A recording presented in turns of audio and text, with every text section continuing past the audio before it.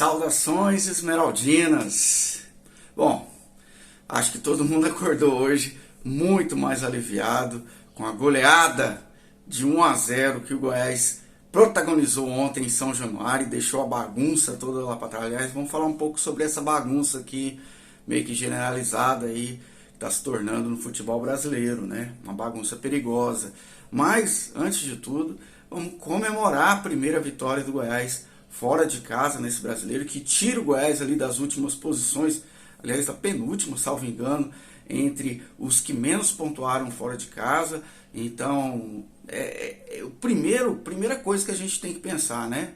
É sair ali daquela faixa do sufoco e ir para uma zona da tabela em que a gente não está ainda fora do Z4, mas tem bons motivos para se animar a partir de agora. E eu vou falar sobre isso neste vídeo aqui, nesse dia, né, que marca aí depois de um jogo que, com tanta preocupação de ambos os lados, a gente ter saído vencedor realmente é uma batalha muito importante que o Goiás venceu.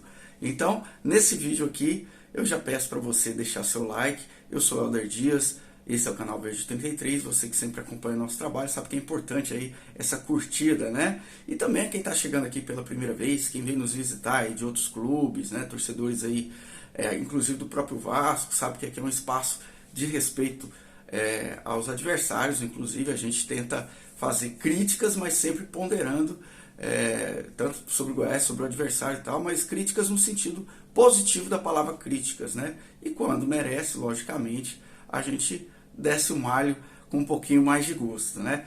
Mas enfim, sempre tentando ser muito justo. Sejam sempre bem-vindos. Se não for inscrito no canal, se inscreva aí para acompanhar os próximos vídeos aqui do Verde 33, ok? Então, ontem foi a estreia não estreia do Armando Evangelista no comando técnico do Goiás. Eu digo que foi a estreia porque, logicamente, ele que deu o comando ali sobre o time que entraria em campo, sobre as substituições, o que ele viu do jogo de alguma forma, mas ele não esteve exatamente no comando técnico por conta de toda a questão da transferência dele para cá, atraso aí nas documentações, não sei se da parte do Goiás ou não.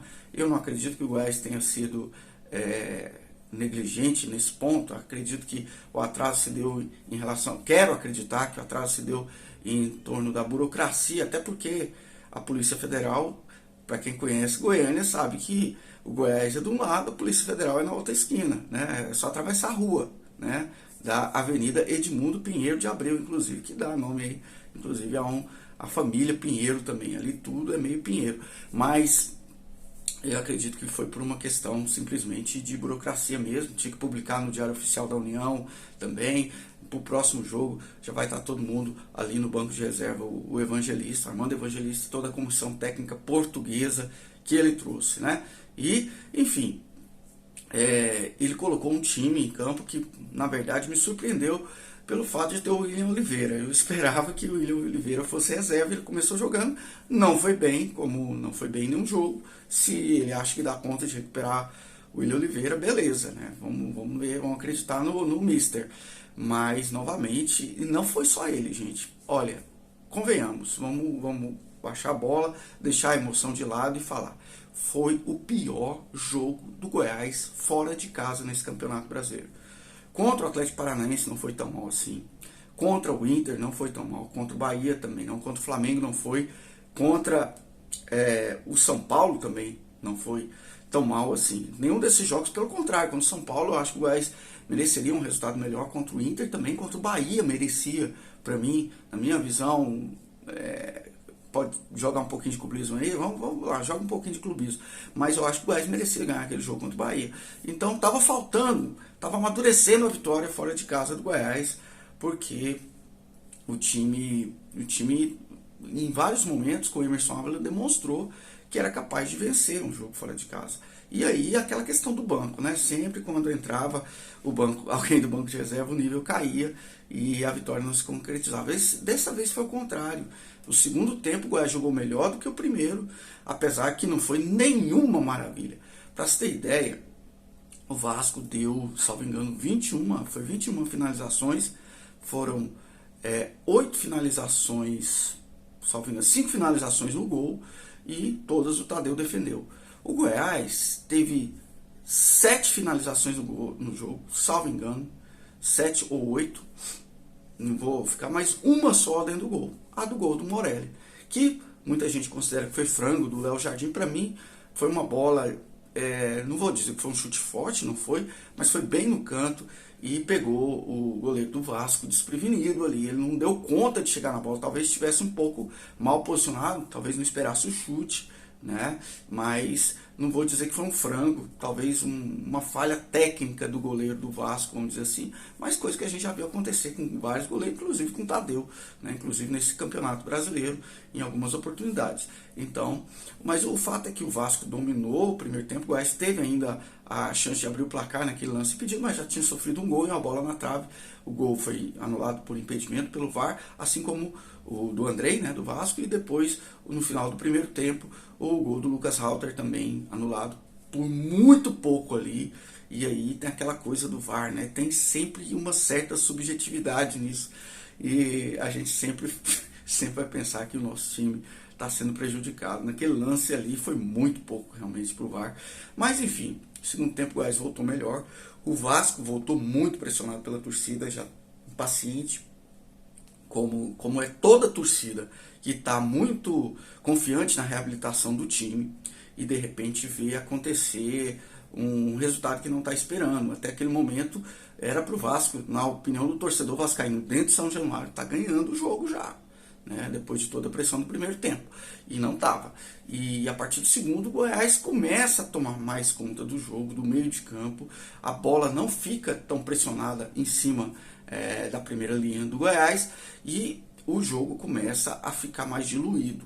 Até que uma bola ali do meio de campo, que sai ali, uma troca de passe, a bola chega para o Morelli, ele resolve arriscar, e arrisca certo e faz o gol.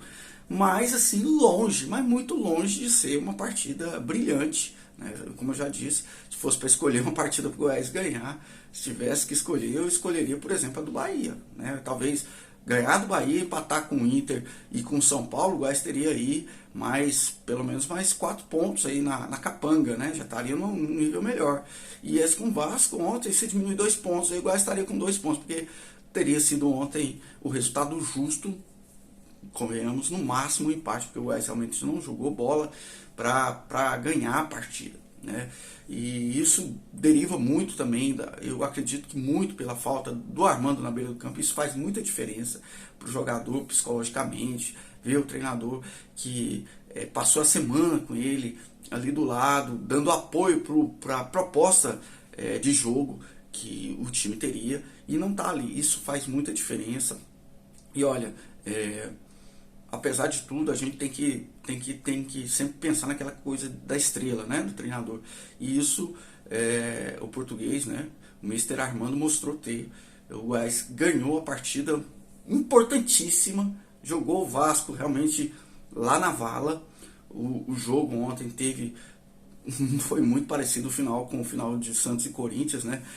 Embora a reação do Vasco, da torcida do Vasco, fosse mais previsível, inclusive tinha um aparato de segurança já preparado, muito maior por caso de um revés, e precisou ser usado, inclusive, né? Houve também fogos atirados no campo, como aconteceu um dia antes na Vila Belmiro, só que na Vila Belmiro a quantidade foi muito maior, a ira foi muito mais intensa, e assim, todos os dois clubes devem ser punidos, sim.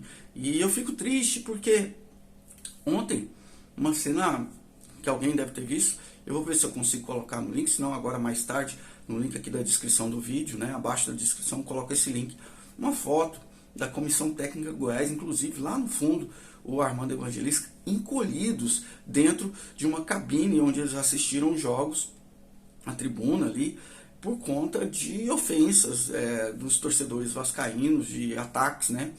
Então, imagina a recepção para alguém que está chegando aí para o futebol brasileiro neste momento. Então, já ter esse chá de realidade que deveria envergonhar todos nós, né? Mas tem gente que acha que isso até faz parte da tradição, né? Eu acho que realmente é uma demonstração de incivilidade que não precisaria acontecer. Eu acredito que os próprios torcedores vascaínos concordem comigo de que isso já deveria fazer parte do passado do futebol, a era romântica do futebol raiz, que o jogador corria. Quer dizer, esse futebol raiz aí é ambíguo, né? Tem coisa muito boa e tem coisa muito ruim que deveria ter sido deixado para trás aí, das coisas ruins e das boas que não ficaram também, né? Infelizmente. Mas é lamentável o que aconteceu, mas vamos ver se agora as coisas tomam mais rumo. O Vasco precisa se cuidar, né? Porque não acredito que a situação do Vasco seja irreversível. Deve anunciar um novo treinador aí, falar no Paulo Turra, ex-treinador do Atlético Paranaense. E do lado do Goiás a gente vai ter o Armando Evangelista aí em campo contra o Bragantino, Bragança Paulista, domingo. O Bragantino naquele nível de motivação altíssimo depois de colocar o Flamengo na roda. Foi 4-0 e poderia com certeza ter sido muito mais, porque foi um show. Poucas vezes ultimamente eu vi um time dominar o outro tão amplamente como foi o Bragantino.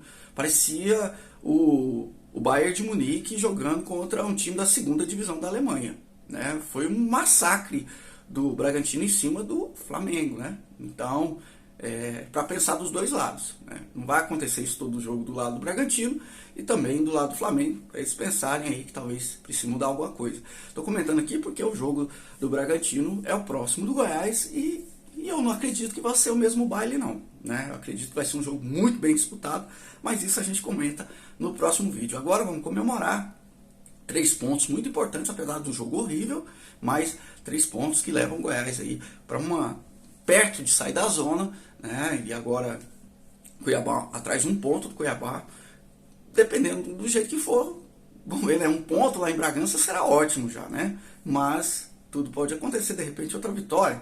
Eu pedi muito? Acho que não, futebol acontece de tudo, né? Enfim, vamos lá.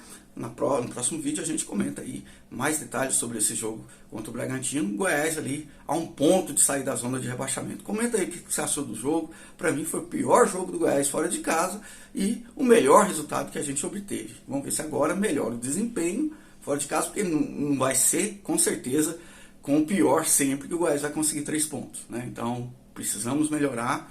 E tem muito o que fazer nesse time, porque ontem, em primeiro tempo, estava uma bagunça, né? Vamos lá, sigamos. Bom dia para você e bom restante de semana aí pra gente. Até mais.